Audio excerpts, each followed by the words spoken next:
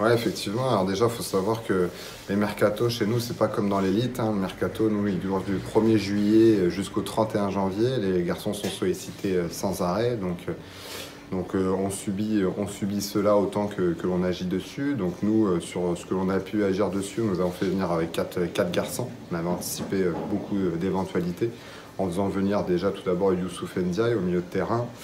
On a recruté aussi Mamadou Guirassi et Amadou Koulibaly plutôt sur le poste du numéro 9 et d'ailier droit respectivement.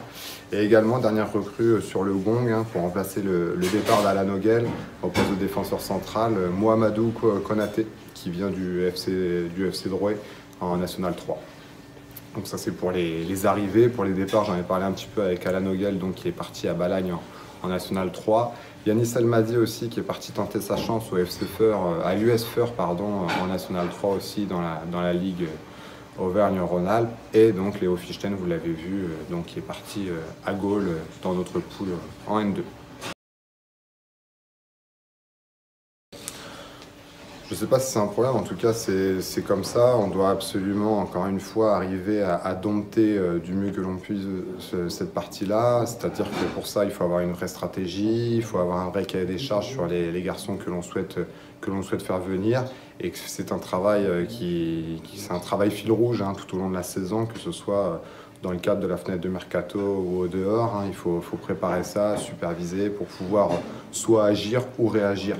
Mais effectivement, c'est une composante qui a pu nous faire un peu défaut, notamment cet été, avec des départs non prévus, où on doit, comme je le disais, réagir et compenser. Donc là, sur ce coup-là, on a souhaité plutôt anticiper en renforçant le secteur offensif, et ce qui nous permet donc d'éviter de devoir recruter à la suite du départ de Léo, puisqu'on l'a fait au préalable. Alors ce qu'il faut savoir, c'est que pour nous, tous les joueurs sont importants parce que nous, on gère un groupe. Donc on est dans cette logique de notion de groupe. Partant de ce principe-là, Léo souhaitait nous quitter. Donc lorsqu'il vient nous voir en toute honnêteté et authenticité qui le caractérise pour nous exprimer ses envies de départ, forcément on doit prendre ça en compte puisqu'on a besoin d'avoir des garçons qui sont à 120% dans le projet, même s'ils sont d'une importance dans le vestiaire ou alors sur le terrain. Donc aujourd'hui, l'idée n'est pas d'essayer de retenir quelqu'un et d'essayer de le convaincre, mais plutôt de le faire adhérer. Donc là, en l'occurrence, Léo a choisi ce choix de carrière-là. Il faut savoir aussi que nous, les garçons, à nos niveaux, ils peuvent partir pour quelques euros, pour une année de contrat supplémentaire. Les différences salariales ne sont pas autant importantes qu'à l'élite.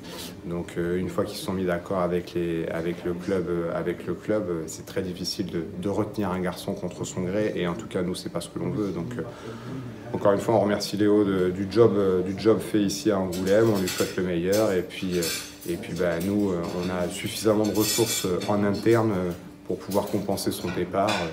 Donc c'est comme ça, il faut aller de l'avant maintenant.